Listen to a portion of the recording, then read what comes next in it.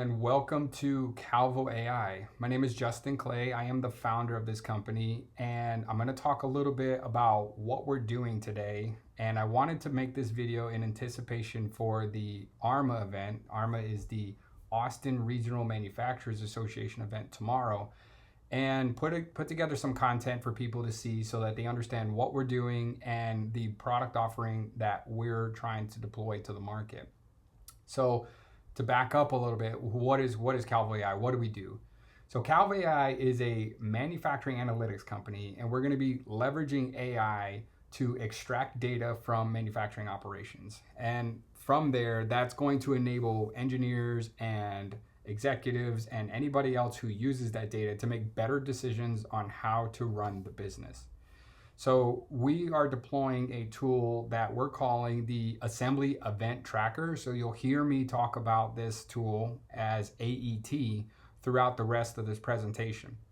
Basically, what we're going to cover today is we're going to cover what the problem is, which is data, the volume and the cost of acquiring that data, and then the conversion cost of that data, and how AET provides a solution to those problems, the opportunities of where it can be used, and how we would integrate it into our business and actually make it work. So I want to make sure that people are walking away with a very tangible understanding of how to integrate AI into their business.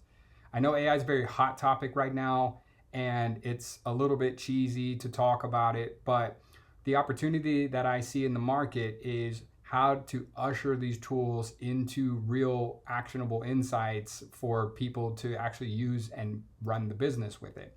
So we're not going to be talking about AI in the sense of theory. We're going to be talking about it in the sense of real applications and how it's actually being used here. So at the end of this presentation here today, you're going to see a demonstration of it actually working in real time so you can understand and get a sense of like how you would really use it in real life. I'll also be covering a little bit of the limitations of it, where it can be used, where it can't be used, so that way you have an idea of where and when to apply this kind of stuff, because it doesn't solve all the problems, but I do see incremental opportunities to leverage AI in the business. So we're going to go ahead and get started here. So first, most of us are probably familiar with a scene like this. In whatever type of manufacturing you do, it's always a very busy time. There's lots of things going on, and some of the things that we spend a lot of time doing is collecting data, trying to figure out what's going on and how much of it is going on at any one time. And usually there's always a lot of questions that come up. Some of the questions are always going to be around where are my bottlenecks happening? Where should I deploy capital next?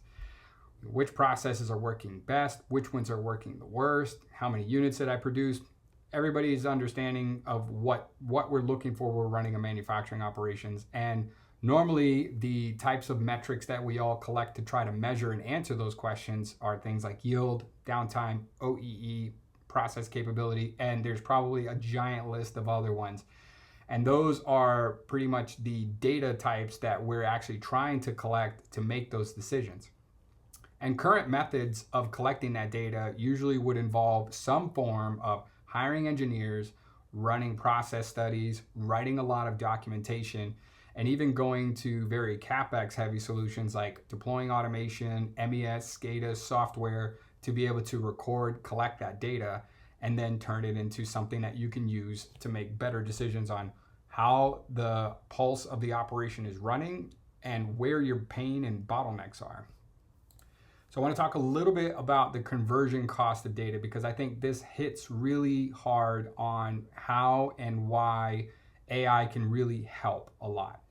How many of us have seen engineers and people out on the floor with notebooks writing stuff down? You know, I for sure have seen this quite a bit throughout my career in manufacturing. And you know, there's a lot of problems when we write a lot of things down. We all know the troubles of writing things down. One, it doesn't become searchable, and two, it requires a high cost of transcription, because not only do you have to spend time acquiring data and then writing it down, then you got to go back to your desk, transcribe all of that data, which usually gets transcribed into an Excel sheet or some kind of file that gets stuffed away at the end of the day after it gets used, after we're done building these kind of graphs. So there's a lot of loss here. There's a loss of time, there's a loss of traceability and history. And then on top of that, going back and trying to recover any of that work done requires a lot of effort. Other people will have to open up those Excel sheets, open up those notes, and try to understand what the other person was saying. And then on top of that, after that, you're going to get also the loss of you're not monitoring your process all the time. This is a big pitfall that happens with manual recording of metrics. Now, there obviously are really good ways to get around this, and a lot of companies have figured out really fantastic ways of doing that. But usually that requires a lot of capital. They have to deploy SCADA systems, automation, and all kinds of sensors and different types of things to make this all happen so that you're getting everything into an automated fashion.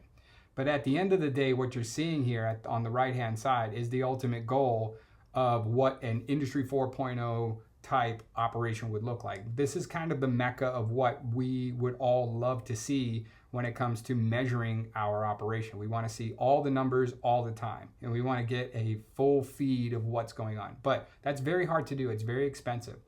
So what we're offering today is a simpler, much lower cost approach to putting out systems that can acquire this data in real time and give us that stream of data that we're looking for without the heavy cost of integration or the heavy CapEx cost of building machines to be able to do that.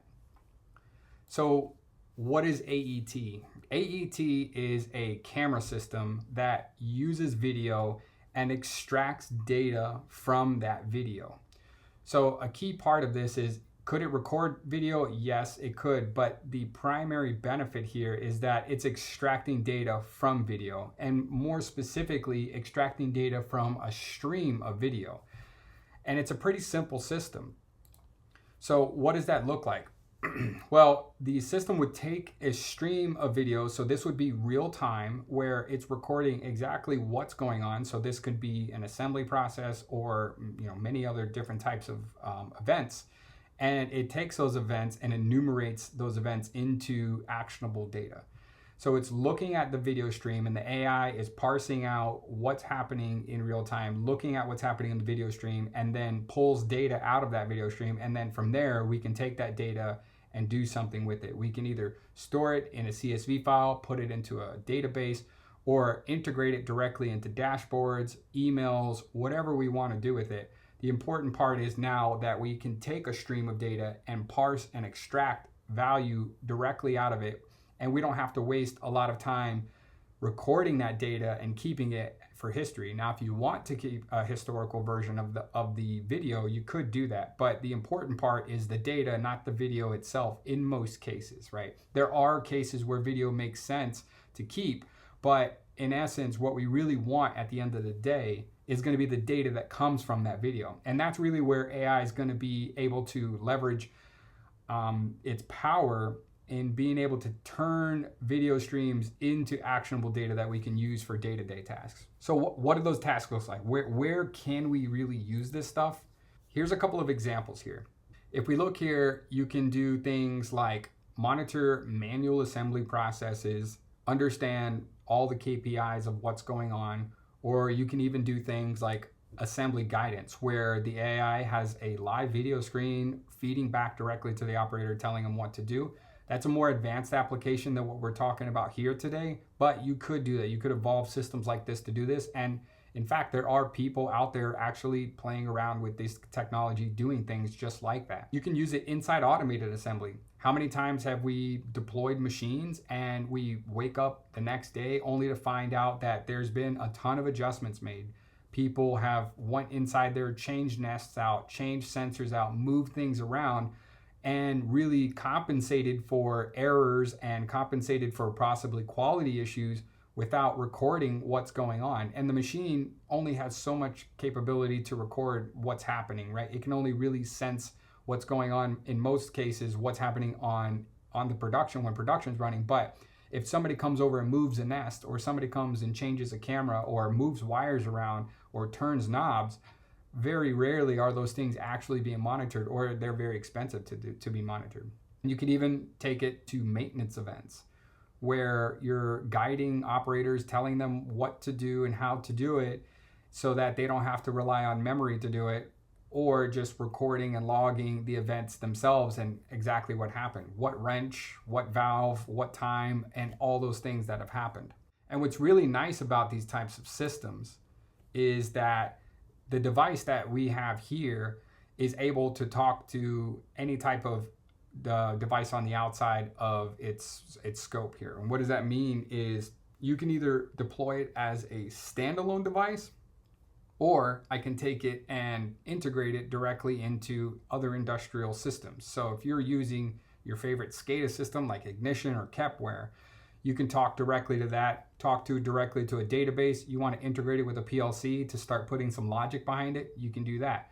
Talking OPC-UA or Modbus, so any of those of your industrial devices that are on the floor and you want to pass data through that or to that, you can do that. Or it just goes directly to the cloud. So there's many different ways to configure this kind of stuff. Because the system is a standalone system, you have a lot of flexibility of how high you want to really integrate this. So you can either deploy it just by itself where it's recording and doing its own thing on a specific station, or I can take it and connect it and network it into a complete infrastructure and turn this into a much more powerful tool than that. So there's lots of different ways to do this. And the key message here is that there's a very flexible, low-cost integration level for this type of technology. You don't have to necessarily go in and dismantle everything you've already done. So if you're running a manual operation right now and you're looking to gain some insight to your manual operation, you could deploy this today. It's just a camera, you stick it on there, and you could start training it to record exactly what's going on in real time.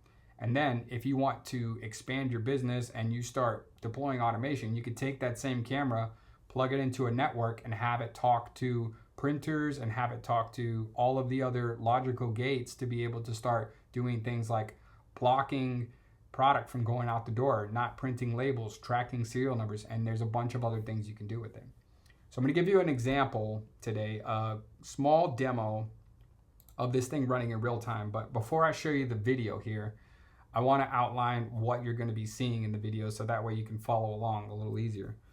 So on the left-hand side, you're going to see a live view of what the AI is actually doing, how it's tracking what's going on. So this is the video stream that I was referring to. So the video stream will be ingesting video and then tracking something that's going on. So in this quick demo here, I have some coils here and I have a left side and the right side of the video. The left side would be the work in progress and the right side would be considered like a finished goods.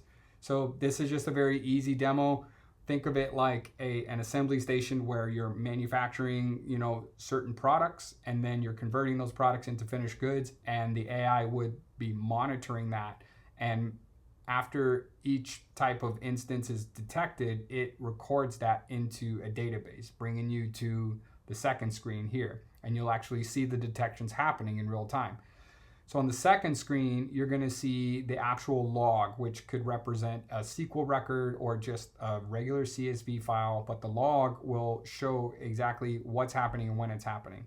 So it gives you timestamps and exactly the number of units that happen, and you can kind of go from there and understand what's going on. So the script is going to be running here. This is a recording of a real-time test that I did here. So you could see the AI detecting the coils in my hand or on the desk as they move. And as these parts move from one side to the other, you'll start seeing the actual accounting system taking account for it. And then as these parts move across that line, the AI is logging the parts as complete, and it's also doing a check on those coils to make sure it's detecting the coils. So you notice there's other objects on the table. It's not picking up those objects or detecting those objects. It's only detecting the parts that are needed to be tracked. So the last thing I wanted to cover before we go is the limitations of using a technology like this. From our early testing and the data we've collected, we've noticed that smaller parts tend not to do very well with AI. So if you're dealing with very tiny screws on PCB boards or small PCB components, things like that, it tends not to do very well. And also low contrast surfaces. So if you're trying to look for black objects on black backgrounds, those are pretty hard to do. Now, doesn't mean you can't do them. There are a lot of advanced techniques you can do in computer vision to start highlighting those things, so it's not off the board. But once you start investing that amount of time to start highlighting features that you can't really see, you usually start crossing the threshold into more traditional industrial computer vision systems, which tend to be a lot more expensive than what we're offering here. So keep that in mind. Small parts, low contrast surfaces tend to be much more advanced, and not to say that you can't do it, but at that point you start losing the real cost advantage of doing it with AI, and you start getting into more traditional systems. So there is a solution for those types of applications, but you have to be careful when you start to dive into those things if you're looking for some cost advantage here when competing against other industrial computer vision systems. That's all I got for today. If you're interested, please reach out to me, calvoai.com, or you can email me, justinclay@calvoai.com. Have a good night.